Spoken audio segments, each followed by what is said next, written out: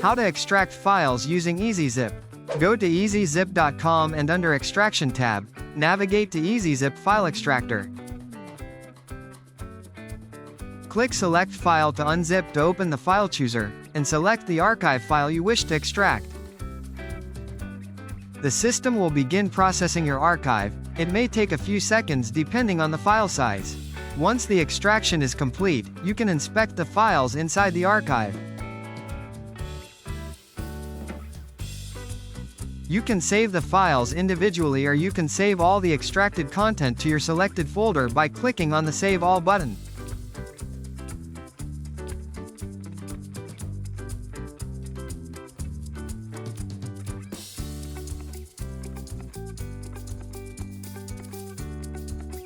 It's that easy. Don't forget to like and subscribe. It would mean a lot to us.